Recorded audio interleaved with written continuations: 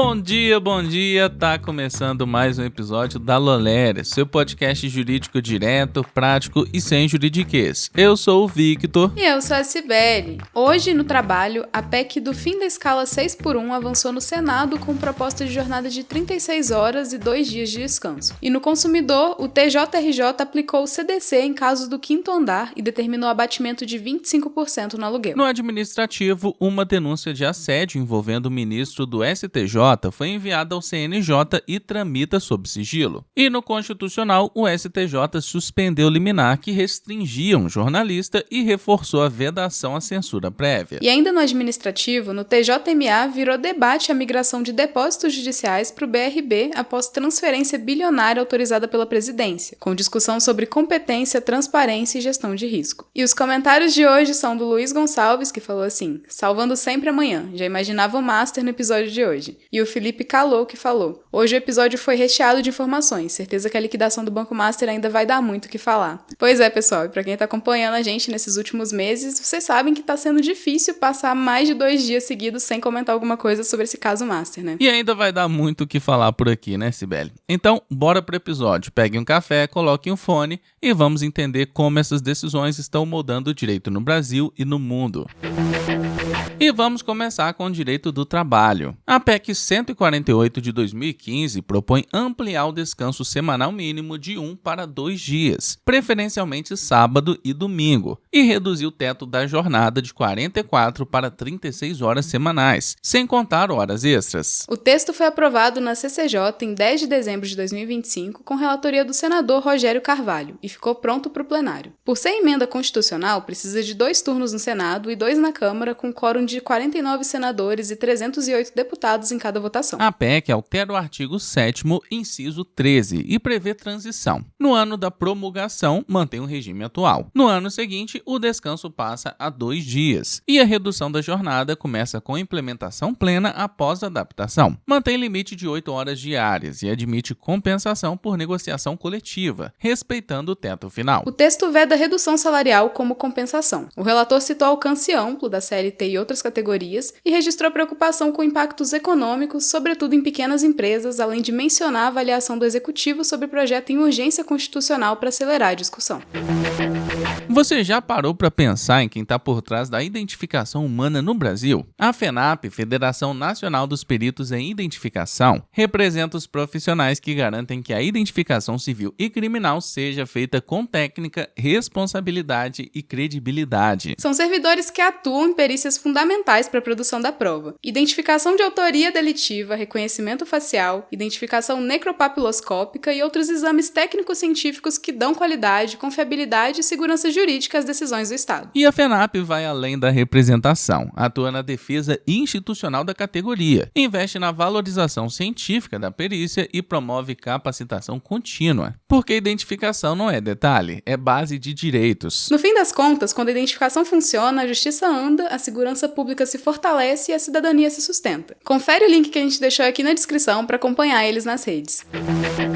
E vamos voltar com o direito administrativo. Uma denúncia de assédio sexual envolvendo o ministro do STJ, Marco Aurélio Buzzi, passou a ser apurada no CNJ. Segundo relatos divulgados pela imprensa, a acusação foi apresentada por uma jovem de 18 anos e se refere a um episódio ocorrido nas férias de janeiro, em Balneário Camboriú. O CNJ confirmou que a apuração tramita na Corregedoria Nacional de Justiça sob sigilo, algo comum em investigações preliminares com conteúdo sensível, especialmente quando envolve possível violência sexual para proteger a intimidade da vítima e evitar exposição indevida. Também foi noticiado que depoimentos iniciais já teriam sido colhidos. No plano institucional, essa frente é disciplinar. O CNJ atua no controle e na fiscalização de deveres funcionais de magistrados. Em apurações desse tipo, o foco é verificar a eventual violação a deveres de conduta e a dignidade do cargo, previstos na LOMAN e em normas de ética, com responsabilização administrativa conforme o resultado e o contraditório. Em paralelo, pode existir a frente penal, que segue rito próprio e é independente do procedimento administrativo. O enquadramento depende dos fatos. Em situações de investida sem consentimento, costuma-se discutir discutir importunação sexual, segundo o artigo 215-A. Já o assédio sexual, o artigo 216-A, exige em regra relação de hierarquia ou ascendência ligada a emprego, cargo ou função. O andamento pode envolver diligências no CNJ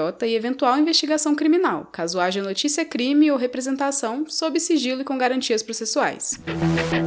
E vamos agora com o direito constitucional. O STJ suspendeu uma liminar que impunha restrições amplas a um jornalista em publicações sobre uma deputada. A decisão é do vice-presidente Luiz Felipe Salomão, no exercício da presidência, e derrubou a proibição de novas divulgações, a ordem de remover postagens antigas e a suspensão dos perfis do repórter por pelo menos 90 dias. A liminar também previa multa de R$10 mil e chegou a mencionar prisão preventiva em caso de descumprimento. O caso surgiu de apuração sobre suposta campanha de difamação e ataques à honra da parlamentar, com imputações tidas como falsas de nepotismo e corrupção. No habeas corpus, a defesa sustentou que não houve campanha difamatória, mas exercício do direito de crítica e de fiscalização de agente público, e que as restrições impostas configuravam censura prévia. Salomão citou a DPF 130 do STF. Intervenção estatal na divulgação é excepcional e não pode virar censura indiscriminada. O STJ indicou que, mesmo com a alegação de excessos, a resposta deve priorizar medidas reparatórias e proporcionais, como retificação, direito de resposta e indenização, e não bloqueios genéricos de publicação. O mérito do habeas corpus será julgado pela 5ª turma sob relatoria da ministra Maria Marluce Caldas e o processo corre em segredo de justiça.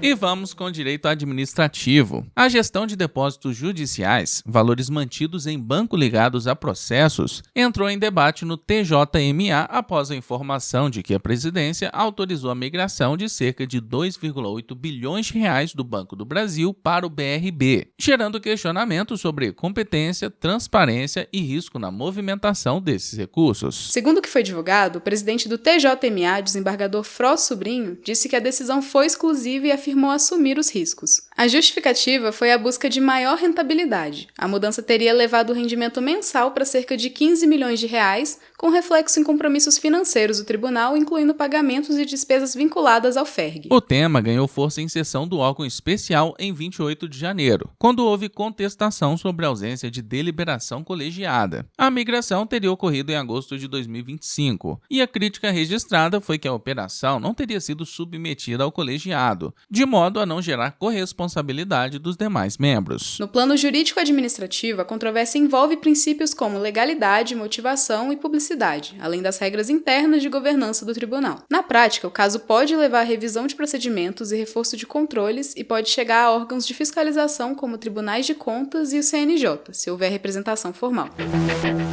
E vamos agora com o direito do consumidor. O TJRJ reconheceu a aplicação do Código de Defesa do Consumidor em uma disputa ligada a uma locação intermediada pelo 5º andar e determinou abatimento de 25% no aluguel durante o período em que o imóvel ficou afetado por problemas. A cobertura também registra condenação por dano moral, sem detalhar o valor no trecho acessível. O ponto central foi o enquadramento da plataforma, se ela atua só como ponte entre particulares ou se presta um serviço ao locatário assumindo deveres típicos de fornecedor. Ao aplicar o CDC, o tribunal tratou a intermediação ou gestão como prestação de serviço submetida às regras de proteção do consumidor. Mesmo com a lei do inquilinato regendo a locação, o CDC pode incidir quando há um serviço prestado ao usuário, reforçando deveres como informação, transparência e adequação. Nessa linha, a discussão se conecta também ao artigo 14 do CDC, sobre responsabilidade por falha na prestação do serviço. Pelo recorte locatício, a decisão dialoga com o dever do locador de entregar e manter o imóvel em condições de uso, segundo a Lei 8.245 de 1991, artigo 22, e com a possibilidade de abatimento proporcional do preço quando o defeito reduz o uso do bem, segundo o Código Civil, artigo 567. Aqui, o caminho adotado foi redução temporária do aluguel, somada à indenização extra-patrimonial, conforme o que ficou comprovado no processo. E agora a gente vai fazer um giro pelas principais matérias empresariais e tributárias. A 3ª turma do STJ, por unanimidade, reconheceu a legitimidade e o interesse processual da União, Fazenda Pública, para requerer falência quando a execução fiscal se mostrar frustrada, com base no artigo 97, inciso 4, da Lei 11.101 de 2005 e na reforma da Lei 14.112 de 2020. A Receita Federal tem intensificado a fiscalização de créditos decorrentes da exclusão do ICMS da base do PIS e COFINS, e em alguns casos restringindo a transmissão ou homologação de compensações, com glossas relacionadas à metodologia de apuração, como gross-up, e a origem dos créditos, ampliando o contencioso administrativo e judicial. Em ação civil, entendeu-se que o PIX transferido por engano para a conta devedora não pode ser apropriado para amortizar débito do correntista. Reconheceu-se o enriquecimento sem causa e violação da boa-fé objetiva, com condenação solidária de banco e beneficiário à restituição integral. O dano moral foi afastado. Decisão do Juizado Especial Cível de São Paulo manteve multa de R$12 mil por rescisão antecipada de contrato de marketing, ao concluir inexistir prova objetiva de falha grave em atividade criativa, sujeita a avaliações subjetivas. Também reputou legítimo o protesto e afastou o dano moral.